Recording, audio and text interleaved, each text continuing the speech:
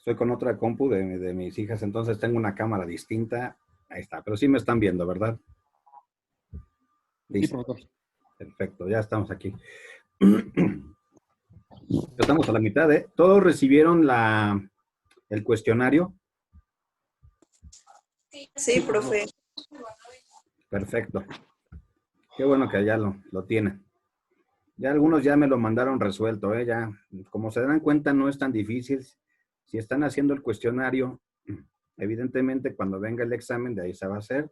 No va a pasar a mayores. Van a estar el trabajo complementario, ese sí requiere de criterio de cada uno de ustedes. Pero bueno, 8-3. Vamos a ver si dos más entran y comenzamos por aquí. Les quiero contar que he estado yendo a los tribunales. Me fui el lunes otra vez, hora y media para poder entrar. Las medidas son bastante, pues exageradas, por decirlo menos, pero necesarias para poder accesar. Y también en los civiles y en otros juzgados. Hay juzgados que están trabajando un día sí, otro no, dependiendo de las condiciones. Así que si van a ser abogados litigantes, vayan pensándolo, que esa es la nueva normalidad. Ahí está, ¿verdad? Pero si les gusta la litigada, si no, el derecho tiene un abanico de posibilidades. Hay los que les gusta la crema innata se van a las notarías, ahí están muy bien. Otros se van a la administración pública, también muy agradable estar ahí. Y otros, pues, que les gusta la impartición de justicia. Se incorporan a los juzgados y todo eso. Algunos de mis amigos de generación ya llevan algunos años, ya hasta son secretarios de acuerdos, jueces. Un alumno del 98, en una prepa que daba yo clases originalmente, daba yo chavo, es el secretario de acuerdos del juzgado 11 familiar y está muy contento. Pero bueno, 8-5 jóvenes, vamos a empezar. Vamos a empezar con algo muy sencillo, que era lo de la extradición. Quiero comentarles por qué a veces la extradición tiene sus bemoles o sus circunstancias. Voy a empezar por compartir algo que es importante. El Tratado de Extradición México-Guatemala. Listo. Este tratado es bastante bueno, es un tratado normal que tiene todas las exigencias que promueven los convenios y tratados al tema. Y es bastante simple si tienes a alguien que se vaya a pedir. Tan solo el artículo 14 de este Tratado de Extradición con México-Guatemala, pues por lo menos te va a decir algunos requisitos, ¿no? Ya sea por delitos distintos o por la parte por algún otro igual, decidirán los estados por cuál de ellos será extraditada dicha persona. Tienen que tomar ciertas circunstancias. ¿Se ve ahí o lo ampliamos? Sí, se ve. ¿Sí se ve? Sí. Vamos a ampliarlo un poquito. Ahí está. Para eso, lo primero es la gravedad de los delitos.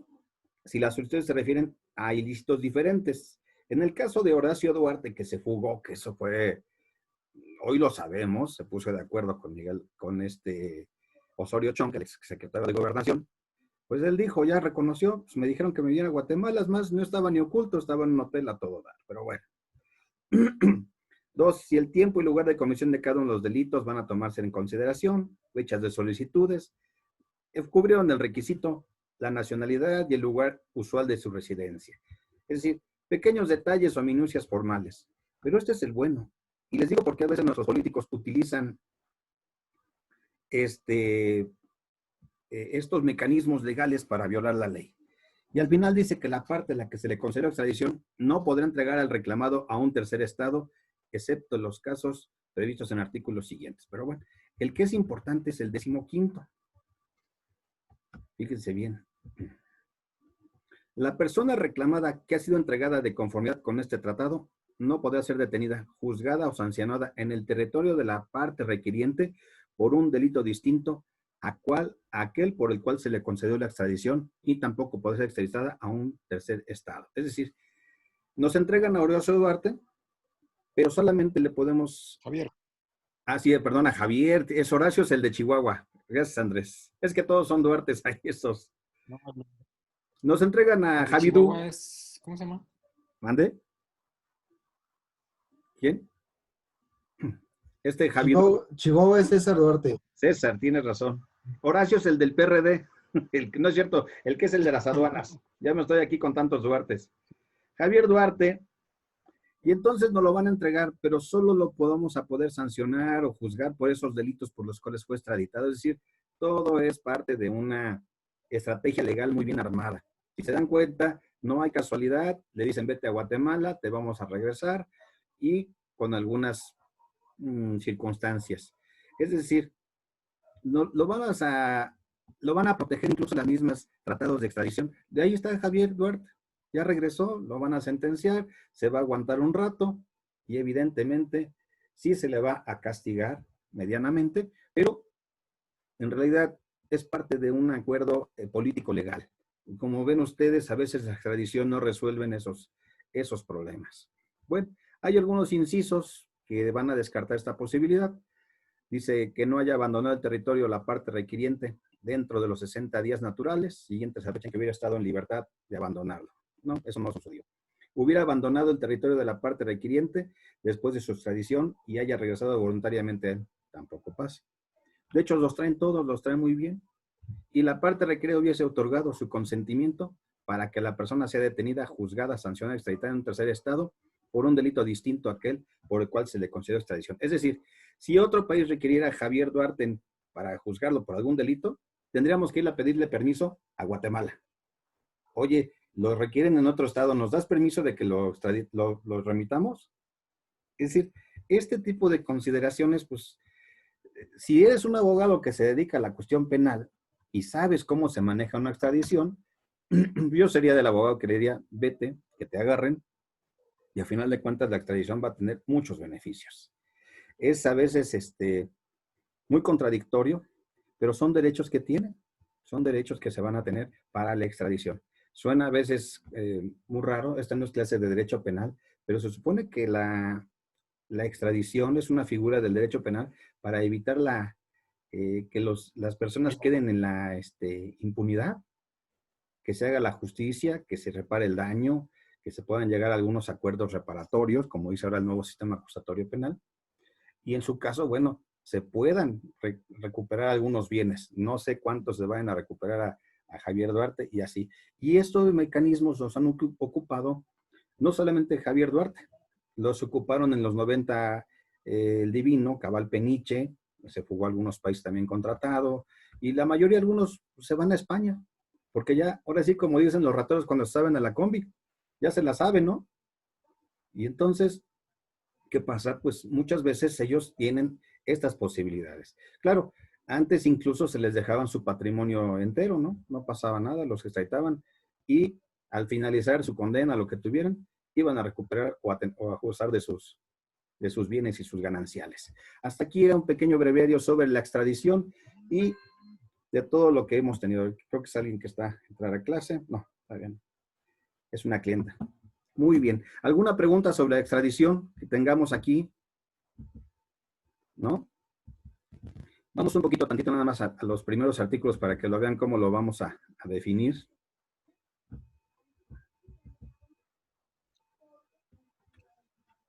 Fíjense bien, aquí los primeros. ¿Qué delitos van a dar lugar a la extradición? Primero, las conductas dolosas o culposas que sean punibles conforme a las leyes de ambas partes. Acuérdense que debe de haber doble tipicidad, ¿sí? Con una pena privativa de libertad cuyo máximo sanción no sea menor a 1 año, tanto al momento de la comisión como de la solicitud. Es decir, si dura menos de 1 año, pues no tendría razón de ser una solicitud de extradición. Si la extradición es solicitada para el cumplimiento de una sentencia firme, será procedente si el tiempo de la sentencia que falta por cumplir no es menor de 6 meses. Es decir, ya tenemos a alguien que fue juzgado, sentenciado. ¿Se escapó a un tercer país? Bueno, pues sí, procede siempre y cuando su sentencia que le falte por concluir no sea menor a 6 meses. Y también será motivo de extradición los delitos que refieran a defraudación fiscal y a las conductas equiparables a esta, que estén previstos en las legislaciones de ambas partes. Ahorita traen un pleito con el que era amigo de Rosario Robles, el argentino, se me fue su nombre, el empresario. A ver, acuérdenme. Ahumada. ¿Quién? Ahumada. Ahumada. Exactamente. Lo están queriendo requerir por un fraude de 5,000 pesos a Hacienda. pues yo creo que más fácil, sería más caro el boleto de avión ir por él, ¿verdad? Nada más el puro boleto, tráiganmelo, pásenlo para acá. No sé si qué les Pero las convenga. autoridades argentinas ya dijeron que no, ¿verdad, profesor? ¿Mande? Las autoridades argentinas ya dijeron que no. No, pues no lo van a extraditar. Al final de cuentas, pues no es tampoco es un delito grave. No lo van a requerir del todo. Es decir, sí deben de ser conductas que sean equiparables, ¿no? O sea, sobre todo que sean delitos graves. Y va a proceder la extradición en los casos de tentativa de cometer un delito, asociación de delincuentes para prepararlo y ejecutarlo o la participación en su ejecución. Es decir, estos pequeños detalles no están en la ley nada más. Si ustedes quieren saber y aprender más de los tratados, váyanse a los, que diga, de la extradición, vayan a los tratados. Porque al final de cuentas una extradición es un acto jurídico entre dos órdenes jurídicos distintos, el requiriente y el requerido. El que pide, oye, ¿tienes a alguien que cometió un delito en mi estado? Mándamelo. Bueno, vamos a ver, dice el requerido. El requiriente dice, mándamelo. Y el requerido dice, voy a estudiar si es procedente. Y tienen que cumplir ciertos. ¿Tenemos tratado o no tenemos tratado? En fin, en el caso de Lozoya, ¿qué fue lo que pasó? Pues él dijo, no, momento, yo sí quiero regresar y sin problemas me voy para allá, ¿verdad? No hubo problema, aquí está cantando como Jorge Negrete, a ver qué sale. Ya ayer salió de que ya presentó su noticia, dice, a mí me obligaron. Yo nada más cumplí las órdenes, pero bueno, no hubo necesidad de hacer todo el proceso para llevar a cabo su regreso a través de una extradición. Él mismo acepta y va a regresar aquí ya, nada más se descubrieron algunos procesos internos dentro de la legislación española y eso fue suficiente. Ya lo tenemos por acá. Muy bien. ¿Hasta aquí alguna pregunta de la extradición? Maestro, ¿qué pesa más? ¿Una extradición requerida, obvio, por un estado o un asilo político? Porque creo que hay luego personajes que quieren hacer, para que no los extraditen, solicitan un asilo político. Parte del tratado, fíjate bien, qué bueno que lo dices. Ahí está en el tratado. Déjame, vamos a regresar al tratado. Cuando son asuntos políticos, no procede. Déjame ver si lo encontramos. Estaba por aquí. Aquí está, mira. En el artículo que estaba previo, qué buena pregunta. Aquí está.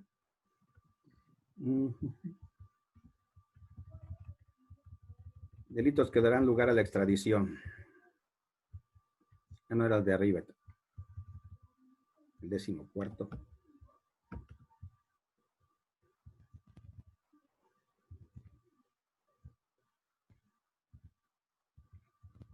Esto es cuando son delitos de carácter político o cuestiones políticas no se puede. México y Guatemala, obligación de extraditar. Cuando son ese tipo de asuntos, hay prohibición.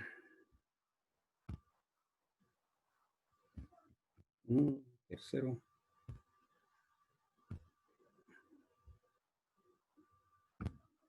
Negativa, aquí está. Es el otro, ya estamos aquí. ¿Cuál es la negativa? Pues no se va a solicitar si es por un asunto político o de índole conexa. Es decir, pues que si es un perseguido político en términos sencillos, ¿no? Dice que fuese considerado así por la parte requerida. Si el Estado que es requerido dice, no, este es un asunto político, no te lo voy a entregar. Y sobre todo porque, pues a veces son perseguidos políticos, y los hay. Y de ninguna manera fueron considerados como delitos políticos aquellos perpetrados en contra de la vida, la integridad física o bien de un jefe del Estado, de un gobierno, de un miembro de la familia.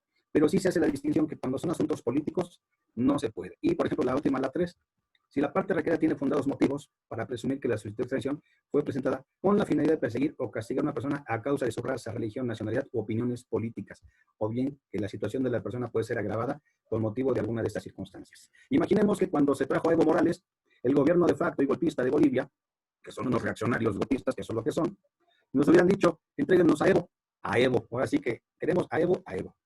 Pues no, no se los hubiéramos entregado de ninguna manera, porque básicamente el asunto de Evo Morales era de carácter político. Hoy sabemos que Almagro y la OEA se adelantaron a los hechos, dijeron que estaban mal las elecciones y resultó que no fue fraude. Y la verdad es que no, es más, Evo debió de haber acabado su periodo constitucional y la acababa el 20 de enero de este año. Y cuando el ejército le dice, oiga, mejor renuncie, pues es un golpe de Estado. Ya cuando el ejército te está diciendo renuncias, pues a qué te expones, ¿no? Y entonces, si nos lo hubieran requerido, no lo hubiéramos entregado. Es decir, cuestiones políticas están fuera de la extradición. No sé, ¿queda clara esa parte? ¿Jesús David? ¿O quién me le hizo la pregunta? No, maestro, es que no se escucha bien en parte. ¿No se escucha? Ya se escucha. Ok, entonces te decía, cuando son asuntos de carácter político, no vamos a entrar en asuntos de extradición. Y eso es a veces muy claro. Hay temas que son, a México han llegado muchos, y eso es la última parte de la clase que vamos a tratar, el asunto de los exiliados y los diplomáticos. Bien, a México incluso un día llegó en los años 70 el Shah de Irán, fue derrocado por la revolución islámica, y el Shah llegó a México y fue refugiado como tantos otros. Cientos de, bueno, hay varios personajes reconocidos que aquí llegaron como refugiados. El mismísimo León Trotsky, fundador del Ejército Rojo en la URSS, con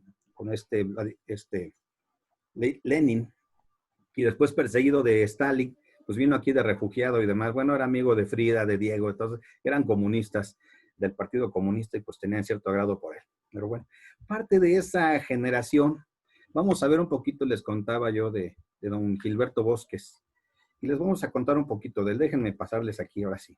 Ah, no, espérenme. Déjenme poner la diapositiva. ¿Qué saben ustedes de don Gilberto Bosques?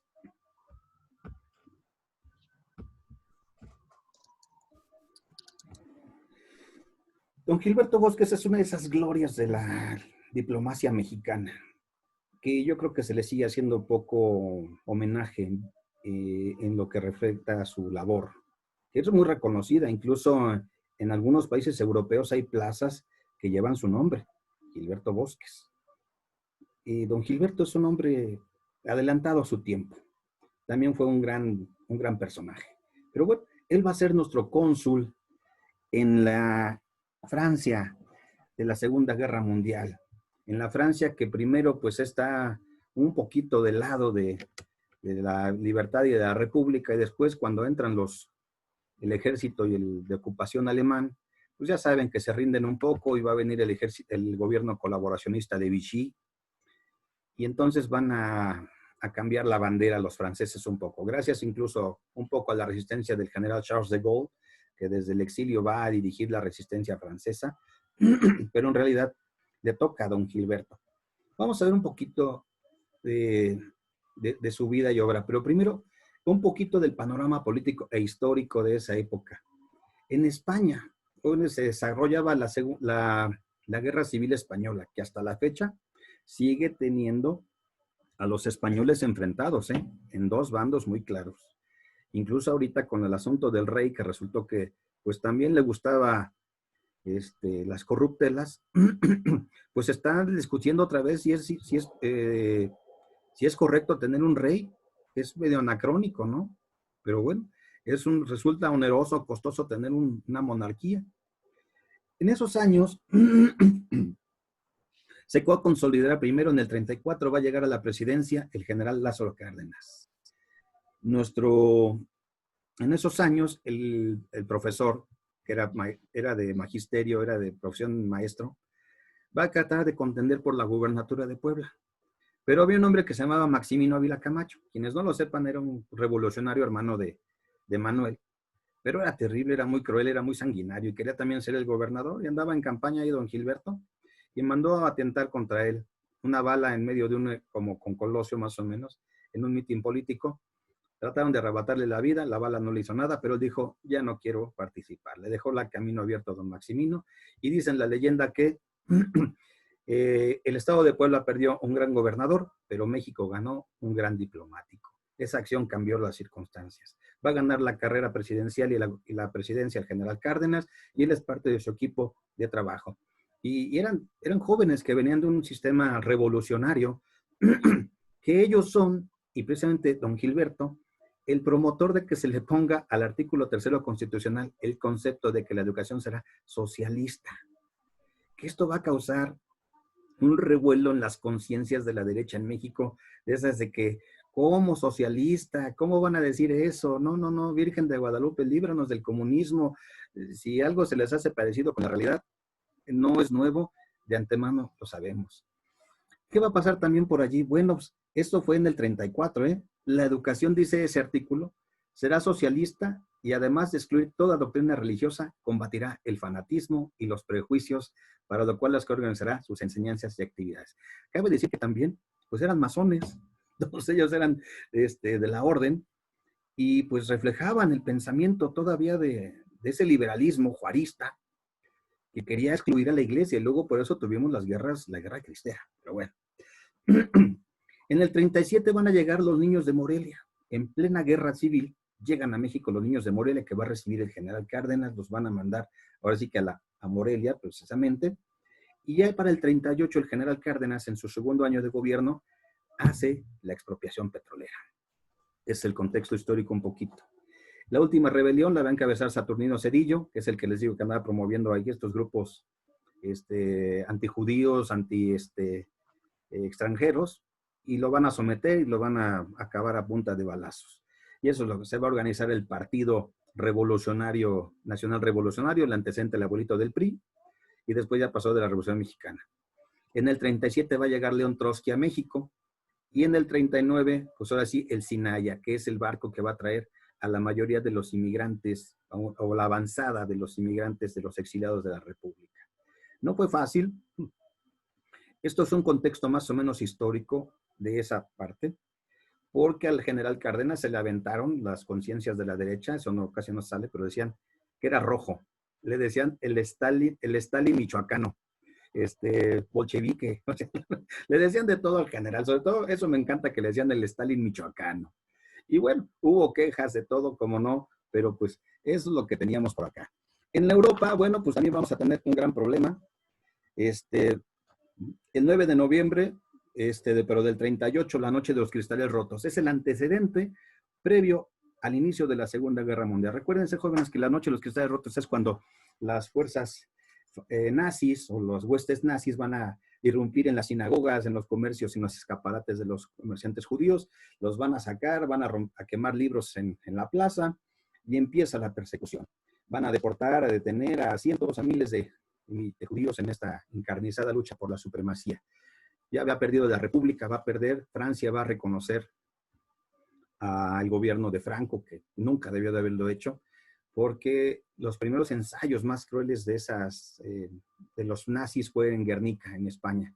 ¿Cómo permites que un gobierno extraño asesina a tu pueblo con aviones y bombas, estás en los mercados, las gentes? Eso lo permitió Franco, bueno, ahí los franquistas. Y entonces empieza el éxodo de todos estos refugiados, exiliados españoles hacia el sur de Francia, a Banjul de la Mer. Al sur de la Mer, ellos van a ir para allá, cientos, miles de exiliados que van a perder. Y en ese momento nuestro cónsul, nuestro embajador, era el mismísimo Narciso Bassols, un gran personaje también. Si ustedes van a la Facultad de Economía, allá hay creo su biblioteca así se llama, Narciso Bassols. Y bueno, van a cruzar la frontera, incluso entre ellos va a cruzar el gran poeta Antonio Machado, que va a morir unos días después allí en una condición terrible. Cuenta la leyenda, ¿no? Dice que era un hombre deseando la muerte, su madre acurrucada en sus brazos, él con su sombrero caído y la barba crecida. Estaban tiritando, hacía frío, pero no para tiritar a esa hora. O sea, iban terriblemente mal todos estas personas. Bueno, pues ya para el 39, pues, ¿qué va a pasar? El ejército alemán va a irrumpir el 1 de septiembre de 1939, va a iniciar la Segunda Guerra Mundial formalmente, porque van a entrar a Polonia. Ahí empieza la Segunda Guerra Mundial. Y nosotros en medio ya habíamos hecho la nacionalización de la industria petrolera, le vendíamos petróleo a los alemanes, ellos eran nuestros principales clientes, ¿no? ¿Por qué no? Pues no teníamos pleito con ellos. Es más, muchos de los organitos que ustedes ven que anda por allí en la Ciudad de México, fueron un regalo del gobierno alemán, los originales, fueron traídos de Alemania en esa época, muy bonitos. Pero bueno, ya que vemos un poquito el contexto de cómo era la situación en esa Europa, pues le toca a don Gilberto ir, pero bueno, antes de eso, él en sus juventudes, ahí se aprecia, fue maderista. Estaba en su escuela secundaria cuando sabe que va a llegar don Francisco I. Madero y él quiere ir a apoyarlo y todo eso, y tienen su estandarte y su bandera y todo listo, y el director de su escuela les dice que no van a ir, se la requiere, hace todo lo que haría un joven como ustedes que son apasionados e idealistas. Él va a conocer a Madero, a los Cerdán, se va a involucrar con ellos, va a ser revolucionario, lo van a perseguir, pero no va a cejar en sus esfuerzos. Posteriormente de ser maderista y revolucionario, aparte de que también fue magonista, porque andaba repartiendo folletos de los Flores Magón. Acuérdense que los Flores Magón eran anarquistas, eran de un pensamiento liberal. El Partido Liberal Mexicano dio ciertos puntos para que estos van a influir mucho después en la Constitución del 17, sobre todo en la materia del derecho del trabajo, el trabajo de 8 horas, que no es el salario mínimo, todas estas cosas lo van a hacer. Al triunfo de la revolución va a terminar sus estudios normalistas, se hace profesor, se va a casar con María Luisa Manjarrés, su única y gran amor, su esposa que lo apoyó en todo, una gran mujer. Y Roldán Manjarrés, que era su cuñado, también fue gran político de Puebla. Se va a incorporar en esos años como diputado al gobierno ya más tardecito, al gobierno del general Lázaro Cárdenas. Acuérdense que estos eran revolucionarios, muchachos, estos no se andaban con tonterías de pues, qué querían hacer. Y es curioso y un poco histórico, el general Cárdenas no va a hacer sus grandes reformas en sus primeros años, lo hace hasta el segundo año. Vean ustedes un poco de historia, verán cómo el general Cárdenas primero afianza el poder, le quita el poder a Plutarco Elías Calles, que se había vuelto el maximato, controlaba a los presidentes. Por ejemplo, Pascual Ortiz Rubio, que era el presidente, vivía en la Anzures, pero habían dicho, decía que en Chapultepec vive el presidente, pero el que vive manda enfrente, que estaba en la Anzures. Esos eran dichos de la población, o cuando mataron a Obregón, decían, oye, ¿quién mató a Obregón? Cállese y pórtese bien. Entonces eran dichos de esos años. Bueno, pues se surgen estas figuras fascistas, Benito Mussolini, pero sobre todo en España Franco, el caudillo. Este personaje que va a derrotar a los republicanos que pues, se quedaron aislados, sin recursos, que sin la ayuda de Hitler, Franco no hubiera ganado, pero gana. Bueno, vamos a tener allí esta irrupción. Entonces es cuando llaman y manda el general Cárdenas, nombra a don Gilberto Bosques, nuestro cónsul en el sur de Francia, en Francia. Él cree que va a llegar a hacer sus estudios, que le va a ir muy bien, se va con toda la familia, se prepara para salir y van a llegar exactamente a cuando la guerra está estallando en Europa. Imagínate con tu familia, eres un joven diplomático y te mandan con tu familia cuando está lo más caliente, lo más tenso, pero él va para allá. Les presento a don Luis I. Rodríguez, nuestro embajador en México después de que dejó don Narciso Bassols. En esas circunstancias, él y otros funcionarios le van a mandar unas cartas al general Lázaro Cárdenas. Fíjense bien lo que van a escribir al general Cárdenas. Esto lo va a escribir don Isidro Favela. No sé si han ido a San Ángel a la casa de don Isidro Favela, a la casa del Risco, se las recomiendo ampliamente. Y bueno, dice que estas circunstancias, describe las circunstancias, eran como si fueran animales. Había unas alambradas en el interior, estaban los españoles y detrás la mar. Estaban en una playa, enrejados, había más de 100,000 personas. Dice, al otro lado de los alambradas estaban los senegaleses que habían emplazado allí con ametralladoras y fusiles. Las condiciones eran durísimas. La humedad de la arena se filtraba por todos lados sin que la ropa de abrigo, por otra parte, muy escasa, pudiera impedirlo. Pronto el frío comenzaría a hacer estragos en la salud de gran parte de los refugiados. A los que intentaban escapar de ahí eran retenidos por alambradas o por guardias senegaleses que no dudaban en disparar a cualquier fugitivo. Es decir, era terrible el asunto. No había manera de estar ahí, pero bueno, estaban miles de personas, parecían campos de concentración. Dice don Isidro Favela en otro texto que le manda al general Cárdenas. Los acosan los sufrimientos, mas el recuerdo de la derrota, la humillación de verse tratados como culpables, la tortura de la lejanía de sus seres queridos, de quienes no saben si viven ni dónde están, o por último, la penetrante preocupación de este dilema que les presenta el porvenir. Regresar con Franco, que podía matarlos, o marchar a algún país extranjero que tenga la claridad de recibirlos. No se han bañado desde hace semanas.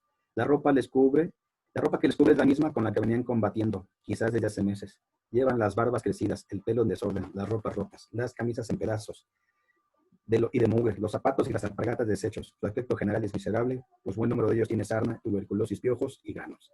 Otras narraciones cuentan que se bañaban hombres y mujeres por igual en la playa con lo que había. ¿Se han ido ustedes alguna vez a la playa y se han metido al mar? Lo primero que hacen después de estar allí es irse a bañarse con agua dulce. Si te quedas con agua salada, ¿cómo te sientes? ¿Cómo te sentirías tú, Jessica, si te quedas con el agua salada? Pues muy incómoda, ¿no? Toda pegajosa, te raspa. Te raspa, imagínate, y luego si es el traje de baño y entre las piernas y todo lo demás. Bueno, pues imagínatelos por meses allí y con la comida putrefacta muchas veces. Bueno, esto motiva al gobierno del general Cárdenas, motivado por las cartas de don Isidro Fabela, Narciso Bastos, todos ellos, a hacer algo. Y entonces va a llegar a un acuerdo con el gobierno de Francia. Vamos a tener un arreglo con ellos y le vamos a llamar el Acuerdo Franco-Mexicano.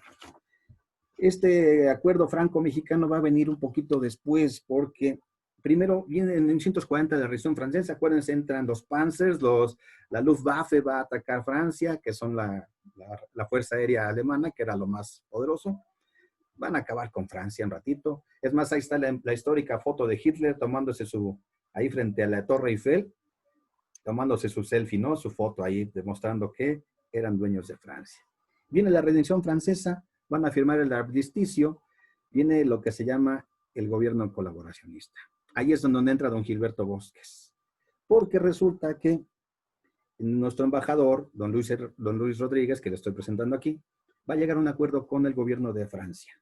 Y entonces, este es un acuerdo franco-mexicano que va a permitir una cosa muy importante. La protección dice que en la capital aceptará el famoso acuerdo que en Francia, en síntesis, decía que debajo de la protección del pabellón tricolor mexicano, ¿sí?, declarando en tránsito a México a todos los que quisieran la nacionalidad mexicana, españoles, judíos, libaneses, indocumentados, tan solo con tener la intención de venir a México y declarar que el gobierno mexicano les iba a dar la nacionalidad, podían salir de Europa. Así que, y evitar que cayeran en manos de los franquistas y que los llevaran a España para fusilarlos. Imagínense cuando se da la noticia de esto. Corre como reguero de pólvora por los campos ahí de Banjul de la Mer. Se llenan nuestro consulado, ya no está allí don Gilberto, estaba urgente en París, lo mandan al sur. Y entonces se propaga la noticia por todos lados. Es decir, México va a aceptar a todos los que pudieran llegar a su consulado y solicitarlo. No fue fácil, había que llenar formas, fotos. Hubo una joven que era fotógrafa españolita de la República, don Gilberto compra la cámara, les ponen fotos a las visas, a los pasaportes, a todo lo que fue. Es un esfuerzo sobrehumano, no, era un equipo de 60 personas que acompañaban la legación mexicana o el consulado. Es decir, tener una carta de don Gilberto Bosques era suficiente. Este es el nombre, Lucita, fotógrafa encargada. Se compró un equipo y le dio una nueva oportunidad a los perseguidos españoles, franceses, libaneses, judíos, de varias nacionalidades. Eran artistas, maestros, músicos, obreros. Los que salían con su visa salían con el rostro lleno de esperanza de su boleto a la salvación. Significaba vivir. O sea, ve la magnitud del asunto, cómo era importante. Pero pues ese no era el problema. El problema también en las condiciones. Y después de todo eso, pues viene el fallecimiento, ya poquito después, de Manuel Azaña. Ya les conté lo que hizo don Luis Rodríguez, que se enfrentó a los franquistas en el hotel, se lo querían llevar para que Franco se diera el gusto de fusilarlo. No se sabía que nuestro querido embajador también había sido revolucionario y que había estado del lado de los constitucionalistas. Imagínate si hubiera vivido la batalla de Celaya. Si tú conoces la batalla de Celaya, sabes que fue de las batallas más cruentas. Casi 20 kilómetros de línea de batalla, porque no fue en un lugarcito, fue amplio. Colgados, fusilados. ¿Qué les podía decir a ellos que habían sido revolucionarios, no? Lo van a salvar un momento, van a darle una muerte digna. Ya les conté, va a morir en un hotel, en un pequeño poblado de Montblanc, en Francia, y lo van a dar una sepultura digna cubierto con la bandera mexicana. Es decir, no le van a permitir la humillación. Este es Manuel Azaña, que es lo que querían Aquí está. Este es el presidente de la República Española que va a morir. Y curioso, cuando fallece don Luis I. Rodríguez aquí en México, en reciprocidad, su féretro es cubierto con la bandera de la República Española. Es decir, cosas de la política y de la historia. Es decir, no me detengo un poquito, ya lo fuimos ahí. Entonces, para poder llevar a cabo esta epopeya y esta circunstancia, pues don Gilberto Bosques, pues se ve en la necesidad de, pues ya no cabe la gente en el hotel donde los tiene, o en el consulado resulta insuficiente. ¿Qué va a hacer don Gilberto?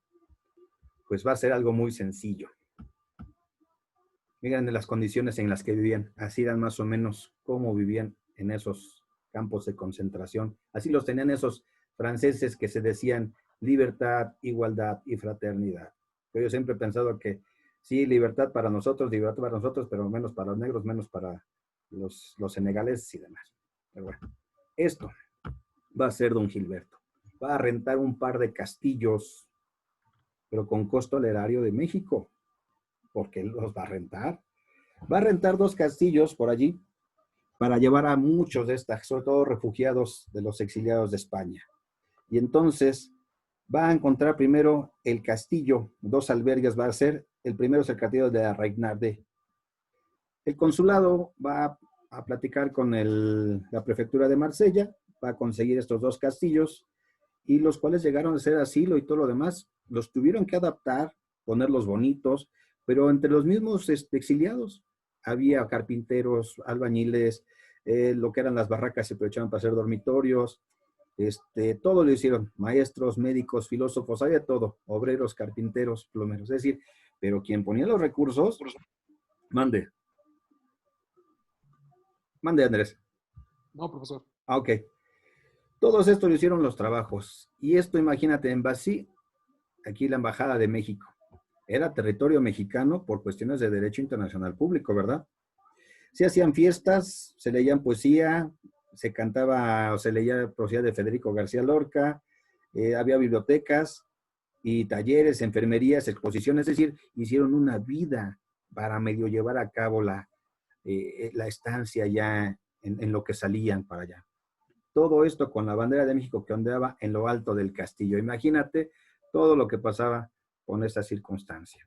Hace unos días una amiga mía me decía que en el campo de concentración de Auschwitz había una sección que se llamaba México porque era la más espantosa, y los alemanes decían que era, pues que así era México, ¿no? Que era lo más espantoso, ¿no? Los nazis. Y yo decía, no te apures, eso se compensa con las grandes obras y actos de nuestros diplomáticos, que no tienen parangón. Es más, yo me ofendo cuando alguien me dice que don Gilberto es el Slinder mexicano. Para nada. Slinder tenía sus motivos, pero nunca superaría los de don Gilberto, porque don Gilberto se la jugó siendo diplomático y después lo van a apresar. Pero bueno, con todo lo que hizo, cuando los españoles le agradecían algo a don Gilberto, él solo solía a contestar, no fui yo, fue México. Imagínate la categoría de persona. No fui yo, fue México. Luego encontró otro castillo, el de Montgrand. Ahí puso a los niños y a las mujeres, 500 niños y mujeres. Ahí tenían huertos, tenían una vaquita, hacían los médicos que daban consultas de pediatría, es decir, había una fraternidad y se estaban ahí, incluso recuperación de salud mental, física. Las mujeres, bueno, pues habían estado también muy mal, se operó una gran transformación en este lugar. Y bueno, pues había que dar pues las salidas a todos ellos, ¿no? Imagínate, tenían 2 vacas, Alondra y Mariposa. Bueno, había, les digo, médicos y todo lo demás. Oficina jurídica, porque necesitaba para la defensa de los que requería Franco, se les defendía. Y también había solicitudes de extradición, y dice don Gilberto que las ganaron todas. O sea que también les pedían, oye, quiero que fulano me lo entregues porque es preso, nos debe aquí. Eran presos políticos y don Gilberto y otros lograron que no. Es decir, todo esto, estos gastos, fíjense bien, el rescate de niños, huérfanos, atenciones, pagar la renta de 2 castillos, todo esto, ¿quién puso los gastos? México. Nos espantan algunas conciencias y no lo saben, es que se gastó una lana por Teresa Evo. Imagínate cuánto se habrá gastado el general Cárdenas en pagar del erario del pueblo de México todo esto. Imagínate, nada más. Es decir, también tenían sus espías, lo andaban vigilando. Bueno, así muchas veces fue don Gilberto. Pasamos a la siguiente. Aquí está el castillo de Montgrand. Un poquito la casa de Montgrand, de los refugiados españoles en 1941. Estos personajes son muy importantes porque al final de cuentas muchos de ellos van después a venir a México con esa visa y van a ser parte de ellos. La Facultad de Derecho, si ustedes se han dado una vuelta por los pasillos, hay una placa que habla de todos estos maestros que nos trajo el mar en esos años y que pasaron a ser parte de la plantilla de los docentes de la facultad, para enriquecer la vida académica de todos nosotros. Bueno, y entonces así se le dio refugio a los antinazis, antifascistas que huían de Francia, Se les dieron documentos, facilidades, salidas. Hubo que ayudarlos a todos ellos. Imagínatelos. Es decir, decían los que ya tenían, ya voy a México, y no se les molestaba. Con que ya tuvieran sus papeles, podían salir. Ya después, en 1941, tenemos un problema. Ya venía después de todo esto el rompimiento de relaciones. La Gestapo andaba tras de don Gilberto. Y ustedes saben que la Gestapo pues no se andaba con medias tintas. La Gestapo lo van a apresar. Lo andaban, porque o sea, ya andaban vigilándolo, lo andaban tras de él. Y entonces había también otros embajadores, los de Brasil, los de Japón también, que eran los espías. Tenían un problema ahí, en cuanto a que no eran tan libres, porque imagínate en un estado de guerra, ¿qué les pueden hacer? Se van a infiltrar una noche la Gestapo a su oficina, le van a quitar sus papeles, el dinero que tenía para el pago de servicios, de cartas, del servicio postal, todo lo que tenía don Gilberto, y entonces la Gestapo lo va a apresar a él y a su familia y se lo van a llevar a Alemania, a Bad Godesberg. Ya no puede estar a cargo de la legación mexicana, se va a convertir ese sí va a ser un preso político. Decía Vichy, fuimos trasladados primeramente a Amélie-les-Bains, sobre los Pirineos, y de ahí hasta Alemania, donde van a permanecer en un hotel, Bad Godesberg. Van a estar allí con otros miembros de la delegación mexicana, que eran bastantitos, y ahí van a estar, pues, claro, con la asistencia de las embajadas de Cuba y de Bolivia, para que les fueran a estar con ellos. Este tipo de estancia ahí, van a estarla bien, van a hacer una fiestecita, incluso un 15 de septiembre hacen una pequeña fiesta para no perder el ánimo, van a celebrar la independencia, y entonces van a tratar de conservar la calma en lo que llega el canje de prisioneros. Es decir, no era tan sencillo porque pues a veces les daban solamente un plato de comida o un poquito de salchichas, de pan. No era fácil la estancia para don Gilberto. Imagínate, tenía a sus hijas de la edad de 17, 18 años, jovencitas, y a su hijo, ¿no? Y ahí cuenta mucho, cuenta que su esposa fue quien lo calmaba y le decía que todo iba a estar bien. Se ve la cámara porque siento que ya se pasmó. Mi camarita. Sí se ve. Ok, gracias. Bueno, ahí todavía no me quiero adelantar. Y es curioso, va después de mucho tiempo a estar allí don Gilberto con toda esta delegación mexicana, y pues eran tratados más o menos, no eran como para sentirse que los iban a meter en campos de concentración, pero pues hasta los vigilaban en la mesa, qué es lo que andaban haciendo, y no podían tener mucha comunicación. Bueno, se llevaron a cabo las gestiones por parte de la delegación ya casi al final de la guerra. Con los alemanes va a haber un canje de prisioneros que los mexicanos y los aliados tenían, y los van a trasladar de un tiempo después, ya en el 44, los van a trasladar a Biarritz en marzo del 44, y a su familia y a todos los mexicanos. Van a llegar a Lisboa, y de allí van a hacer el canje de prisioneros. Ya casi estaba por acabarse la guerra. En aquellos años, entonces, pues lo van a trasladar, imagínense, primero de allí hasta la ciudad de Nueva York. Allí en la ciudad de Nueva York lo van a recibir como un verdadero héroe. Lo van a hospedar en el mejor de los hoteles. En el Waldorf Astoria se va a hospedar a don Gilberto. El gobierno de Estados Unidos le va a dar ese honor y lo va a decir esta distinción. Y después de eso lo van a trasladar él y a todos nuestros connacionales que lo acompañaban en tren desde los Estados Unidos. Imagínense. Fíjense lo que dice la narración de aquellos años. Miles de personas aguardaban impacientes la llegada del ferrocarril procedente de la ciudad de Nueva York. El gobierno de Estados Unidos había dispuesto un ferrocarril para el cuerpo diplomático que regresaba a su patria. Dice, ya habían sido canjeados por 15 prisioneros nazis, y entonces dice, hombres, mujeres, ancianos, niños de múltiples países y credos, así como alumnos del Colegio Madrid, del Colegio Luis Vives y de la Academia Hispano-Mexicana, esperaban con ansias la llegada de estos personajes que finalmente se reintegraban a su patria. O sea, incluso en la narración sus hijos dicen en el libro que ahí tengo de él, ya querían comer cosas de México, un molito, un pan, un cocol, en fin, soñaban con la patria. Miles de gargantas juveniles danzaban el «Viva el profesor Bosques», y los gritos ensordecedores a toda la ciudad pronunciaban el nombre de don Gilberto. Se dice que más de 8,000 personas estaban en la estación de Buenavista cuando llegaban los trenes a Buenavista, ahí donde sale el suburbano. y se desplazaban hacia el vagón del cual descendería su maestro, dando rienda suelta a sus ahora desencadenadas emociones y su alegría. Los niños españoles comenzaron a cantar y ese fue su homenaje para Bosques y sus compañeros. No tengo palabras, no puedo decir más. Y así dijo don Gilberto, pues tiemblo de emoción y lleno de alegría. Nuevamente estoy en México. Así que si hemos pensado que que los inmigrantes españoles llegaron por obra y gracia de, pues algo así del Espíritu Santo, pues no, jóvenes. Tenemos personajes muy importantes como don Gilberto. Claro que su vida política y diplomática no terminó. Aquí está una gran foto que a mí me encanta, aparte que me fascina. A ver, jóvenes, ¿con quién está aquí don Gilberto? Con Fidel Castro. Con Fidel. Don Gilberto siguió en el servicio exterior mexicano. Él fue nuestro embajador en otros países europeos y, y también al final estuvo con Fidel Castro. Imagínate todo lo que le pudo haber contado don Gilberto a Fidel y lo que le pudo haber aprendido Fidel a don Gilberto. ¿Ves? Imagínate, y el Che Guevara que está aquí también, si lo ves, están ahí Fidel y el Che Guevara. Oiga, don Gilberto, ¿cómo le hizo para librarse de los nazis? ¿Cómo le hizo para pelear librar a tanta gente de manos de los franquistas, de los nazistas? La experiencia y la capacidad. Que si Fidel pudo platicar algo con don Gilberto, fueron buenas horas. Ya ves que Fidel era muy buen conversador. Y Fidel tiene una cosa, era abogado, ¿eh? ¿No saben que era abogado? Ya ves que sí, Fidel era abogado.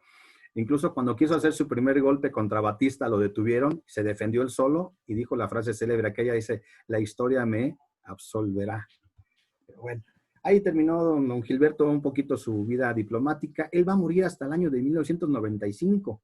Tuvo una vida muy longeva don Gilberto Bosques, una vida muy bonita. Un diplomático de esos que, por cierto, les recomiendo vean Pasaporte al Paraíso, está en YouTube. Es su vida de él. Sobre todo la parte en la que él hace todo esto por los exiliados españoles, franceses, perseguidos. Es decir, miles de personas hoy siguen bendiciendo el nombre de don Gilberto, porque ni siquiera era un diplomático de carrera, pero era una persona, un humanista, un normalista de carrera, revolucionario, que llevó sus ideales de un joven revolucionario maderista, después que andaba repartiendo volantes de los Flores Magón, que quiso cambiar el artículo 3 de la Constitución, cardenista por convicción, socialista por ideales, masón por ideal también. Entonces, este tipo de hombres van a cambiar la fisonomía y la vista de la diplomacia mexicana. Ahí junto a Relaciones Exteriores hay un pequeño monumento, está muy bonito a nombre de él. Quería yo invitar luego un poquito al Centro de Estudios Gilberto Bosques del Senado, pero lo encabezan gente reaccionaria, no comparten su pensamiento, entonces no tiene caso invitarlos. Cada año le hacen un homenaje, está muy padre, pero no, en personal, siento que se centra nada más en la parte de lo que hizo en Europa, pero no de todo lo que hizo desde su juventud. Okay. Les digo que, imagínate, repartiendo volantes de los Flores Magón o siendo cuate de Fidel, ¿verdad? Que eso no lo dicen al final. No, fue cuate de Fidel y de todas estas circunstancias. Este tipo de hombres pues nos van a dar mucha gloria a la diplomacia mexicana. Eso es, normalmente siempre lo comparto en clase, pero muy rápido hoy me dio tiempo con ustedes de platicar de don Gilberto. ¿Cómo le va a dar, o no sé, la visión del general Cárdenas de mandar a este hombre? Luego, el general Ávila Camacho lo va a sostener, lo tiene que rescatar porque estaba preso, y también va a dar continuidad. Acuérdense que el general Cárdenas va a acabar su mandato presidencial en 1940. Que también el general Cárdenas era medio rojo, ¿eh? Acuérdense que apoyó la Revolución Cubana. Y antes se iba a ir a Cuba a visitar un poquito a Fidel, que lo detuvo el presidente López Mateos. Dijo, a ver, general, momento, usted no se sale de aquí. No lo dejaron ir a Cuba. Era inquieto el general Cárdenas. Esto es parte de esta historia de don Gilberto. Espero que les haya agradado, muchachos, aprender cultura en general, porque yo siempre pienso, los abogados no solo deben de conocer la ley, deben de poseer una cultura general amplia, muy amplia, muchachos. Ustedes tienen que leer, hay libros, hay todo. Normalmente yo insisto y estoy con el seminario que cada año debemos estar haciendo una semana de don Gilberto Bosques en la facultad. Ese es mi pleito ahorita que traigo. El año pasado me permitió la doctora María Elena, todavía en vida, hacer mi conferencia, pero es un pleito que traigo por reivindicar un poco la figura de de don Gilberto, traerla a la realidad, porque muchos jóvenes desconocen esto. Y es una de las figuras más, por lo menos para mí, apasionante. Como esa escena de nuestro embajador diciéndole al prefecto de Montbán que no va a permitir que el féretro de Manuel Azaña salga con una bandera franquista, saldrá con una bandera de México. Y el día en que yo leí esa historia, no lloré nada más porque no pude, pero me llenó de emoción. Imagínate, saliendo ese féretro, representando la dignidad de un país, de un pueblo derrotado, con la gloriosa bandera de México. Y como dijera don Guillermo Prieto, ¿no? Cuando habla de la bandera, nuestra gloriosa bandera hecha jirones, cuando ya todo estaba perdido, cuando Juárez sale hacia el norte en la República. Pues muchas gracias por acompañarme en este breviario cultural y que veamos un poquito de extradición y que lo ven ustedes, pues los hombres que son perseguidos por cuestiones políticas siempre tienen abiertas las puertas en este país. Chilenos, argentinos, paraguayos, guatemaltecos, todos, muchos han tenido aquí en esta patria una nueva oportunidad. Yo en lo personal conocí en mi casa, a varios de ellos cuando yo en los 70s era un niño. Mi papá pues era alguien que se dedicaba a los pasaportes y vi de frente a esta gente llegar a México. Es a veces emocionante porque cuando llegaban a México sabían que por lo menos tenían la oportunidad de una nueva vida. Imagínate si se quedaban en Chile o si quedaban con los regímenes argentinos, no iban a vivir para nada. Podríamos hablar de cientos, como hablaba la negra Mercedes Sosa, ¿no? La de Cambia, todo cambia. Si ustedes escuchan la canción, pues habla del exilio. Pero no cambia mi amor por mi pueblo, por mi gente, ¿no? En esta tierra lejana. Y así, pues, los que salen de su país porque no tienen otra opción, pues es o a veces por eso, por salvar la vida y la de los propios. Chicos, muchas gracias. Si hay alguna pregunta, tenemos tiempo. ¿Todo bien? Bueno. Maestro, Todo bien, profe. yo nada más quisiera saber de dónde viene lo de la autodeterminación de los pueblos. Son doctrinas que se vienen dando también desde la doctrina Estrada, que es ese don Genaro Estrada. Don Genaro Estrada decía sobre la libre autodeterminación de los pueblos, sobre todo porque también sobre la injerencia estadounidense o de otras potencias. Acuérdense que pues siempre hemos estado en problemas con potencias de otro estilo. Por ejemplo, la guerra de intervención francesa era eso, pues hacernos una colonia francesa. Y las invasiones estadounidenses pues era robarnos lo que teníamos.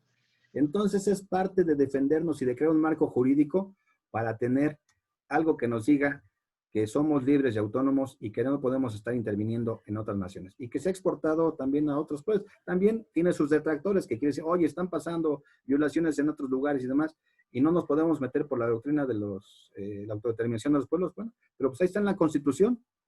Si no mal me acuerdo es el artículo 89, la libre autodeterminación de los pueblos y no meternos en lo que no nos han llamado. Que bueno, algunos dicen que no, que sí debemos meternos. Pues, yo, por ejemplo, me gustaría que el gobierno mexicano dijera que el gobierno israelí es un gobierno de apartheid, que cometen violaciones de los derechos humanos todos los días, que las cárceles y los centros, los campos de concentración más grandes que existen están en la franja de Gaza. O sea, pero nadie dice nada. O sea, hicieron lo que antes les hicieron, ¿no? Creo. Exactamente. Ahora, si lees el libro de Rius, que se llama Del judío errante al judío errado, te vas a dar una idea. Lee al maestro Rius, te va a gustar. Okay. Pero sí, a veces cerramos los ojos a casos que sí están por allí. Bueno, y es como en el caso venezolano, ¿no? Unos dicen que sí, otros que no deberíamos de meternos, pero yo en lo personal digo, no compremos un pleito que no es nuestro. Eso ya lo resolverán los venezolanos. Ya dirán quién es el bueno, si Maduro o Guaidó. Ese es el pleito. Como ahora nosotros, ¿no? Tenemos nuestros pleitos, pues sí, pero yo creo que hace poco tuve una discusión con algunos académicos, uno muy encendido me decía que él quería ir por el camino de las armas, no le gustaba este gobierno. Digo, pues espérate tantito, pues, si está la democracia, ¿para qué hacemos algo indebido? Podemos resolver todos nuestros problemas a través del camino de la democracia. Yo creo que se puede todavía. Los que no han vivido un conflicto armado no saben lo que, ni yo no lo he vivido, pero mis abuelos o los abuelos de ustedes sí los han de haber vivido. Entonces, bueno, mis abuelos sí, uno de ellos estuvo en la guerra cristera y no te quiero contar lo que nos contaron. ¿Vale? Bueno, muchachos, pues qué bueno, qué gusto tenerlos por aquí esta noche y si les ha gustado esta clase, pues bueno, les agradezco mucho que me hayan acompañado. Oiga, profe, Ande. ¿y diplomáticos actuales que haya que su labor sea destacada, que podamos pues decir que pues que sí merecen ser identificados, nombrados. Mira, por ejemplo, sí, María Teresa Mercado la ha querido contactar, ya te digo, era la embajadora de México en Bolivia cuando se trajeron a Evo, la fueron a molestar mucho, a intimidarla. Fue un asedio constante en nuestro recinto, de nuestra embajada, ¿eh? O sea, no hubo un conflicto mayor porque se contuvieron, pero hubo conatos incluso de amenaza, ¿cómo se llama? De querer incluso entrar a nuestra embajada, que eso era una violación a nuestra soberanía. Ella sería una de las que yo considero ahorita. Por ejemplo, Juan Ramón de la Fuente, el ex rector, acaba de ser nombrado como parte del un asiento en el Consejo de Seguridad de la ONU. Valdría la pena estar al pendiente de lo que hacen. Muy buenos. Sí. Pero ahorita no se me vienen a la cabeza muchos, pero serían los que yo tengo ahorita en la mente.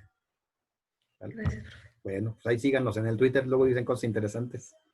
En el Twitter es la guerra y es un campo de batalla ahí donde no hay reglas, todos se dicen de todos, pero bueno, ahí se dice la actualidad y ves lo que otros lugares no puedes ver, ¿vale? Bueno, chicos, que descansen y gracias por estar en esta clase. Gracias a usted, profesor. Gracias, maestro. Gracias. A ver, Jesús, nos vemos. Buenas Jessica, noches. Nos vemos, vale. Estamos el sábado. Vale, sale.